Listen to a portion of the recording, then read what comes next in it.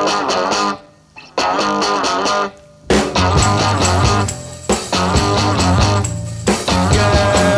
really got me going. You got me so I don't know what I'm doing. Yeah, you really got me. Welcome to the premiere episode of The Kennedy Show with John and Gab. The Kennedy Show. Why are we doing a show called The Kennedy Show? Because one Christmas my mom got this giant framed Kennedy photograph as a Christmas present, and we've never known what to do with it as a family. That's a big-ass Kennedy head you got there, Gab. I know. He's a good-looking guy, but that's a big head. Well, legend has it that my brother stole it from an abandoned school to give to my mother as a Christmas present. Very gift of the Magi, except my mother didn't sacrifice anything to give my brother a present. But it really does look like something that you'd see in a school, like in the 60s, and that somebody would steal, maybe somebody from your family. Well, this may be stolen, ladies and gentlemen.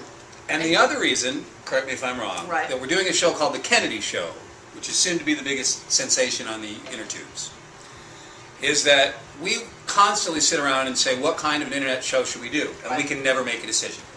And why can't we ever come to an agreement on what kind of show to do? Well, because, I'm really out there and weird, and I never want anything to be simple. Right. She wants like a Busby Berkeley movie on acid with a cast of 50,000, directed by, all the top directors you can think of. Right, and an animation if possible. Right. And I just want something simple that we can get on the damn internets.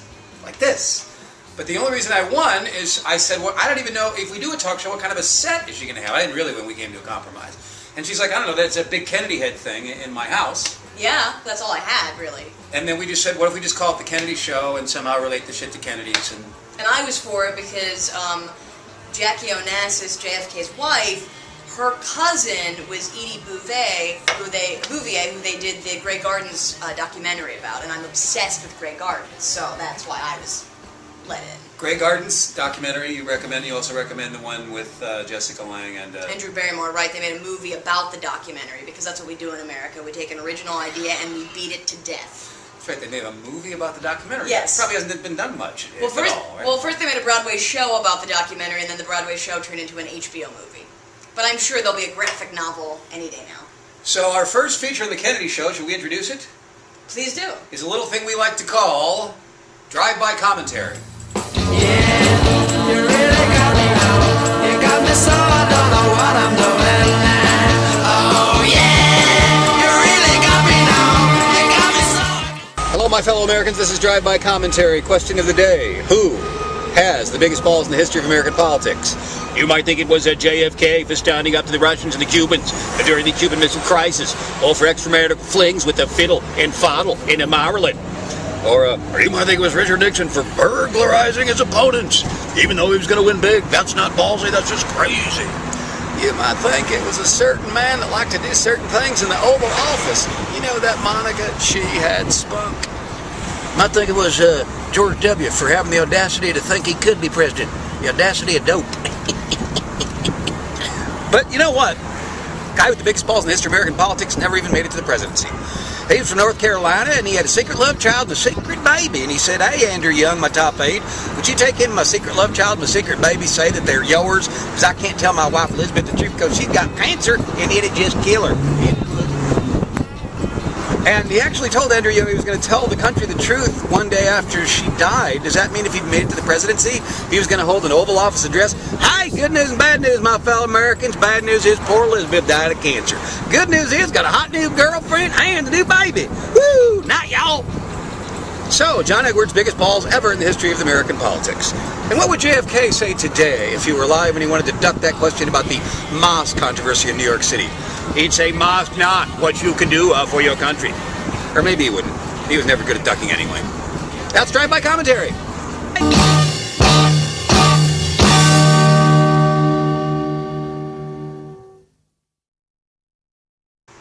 Hey, huh? Ouch. That's what he said. Oh, hi-oh. All right, we've got, we're going to be hopefully developing some interesting segments for this talk show, The Kennedy Show, whatever the hell the kind of show is. It's a Kennedy show. It's The Kennedy Show. No, it's The Kennedy Show. Doesn't have to be anything but that. Because we have a giant Kennedy head, as we may have mentioned. Yes. And what is our next segment called, Gab? Our next segment is called Private Rage Moment with Gab. Private Rage Moment with Gab.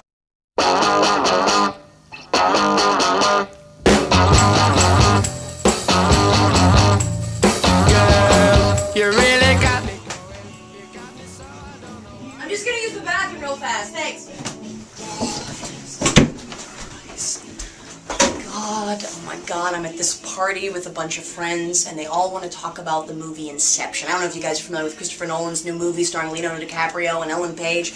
Jesus Christ, each one out there is like, oh, it's so cool, it's all one big dream. Who do you think it was? I think it was Leo DiCaprio's dream. And then someone else is like, no, it was definitely Joseph Gordon-Levitt's dream. And then someone else was like, no, I think it's the dead wife's dream. Well, I'm sorry, I don't give a rat's ass whose dream it was. All that movie is to me is Christopher Nolan sitting down the computer and being like, I'm not gonna make any decisions today. It's a movie about a dream. Therefore, the acting could be bad because, you know, sometimes people are bad actors in a dream. The plot can make no sense because you know why dreams make no sense. What an easy out. And people are calling this riveting. They're calling it genius. They're calling it groundbreaking. I'm sorry, in 1635, Pedro Calderón wrote a play called Life is a Dream. It examined all of these topics. In fact, in that play it says, the only way you can awaken from a dream is through death. He stole it from the 17th century. Stop saying he's innovative, because he's not. You're just tweener, millennial morons who believe in anything that's flashy and quick and ADHD. It was a crappy movie, and that's all I have to say. I've got to go back out there and pretend to like these people and not distaste them. Set me free.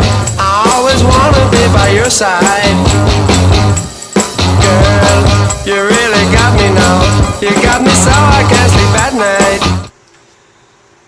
Wow, I know we had a rage fit in the title of that segment. That actually seemed like genuine rage to me. I'm very impressed. I have a lot of rage, John.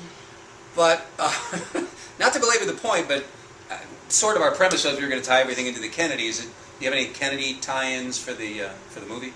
Yeah, actually I do, because the ghost of President Kennedy went to see Inception last week, and he loved it.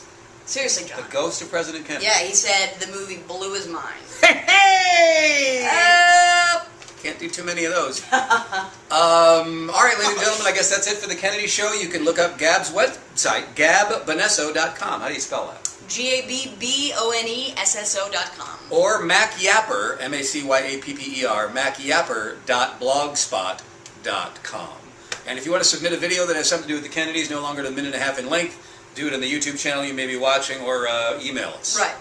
Gab@gabbonesso.com is the email. And my email address is on the website. Ask not what your Kennedy Show can do for you. So that's it? That's it. All right. All right.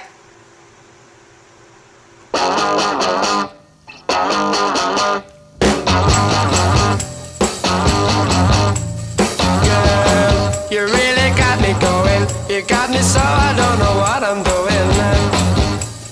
Yeah, you really got me now. You got me so I can't sleep at night.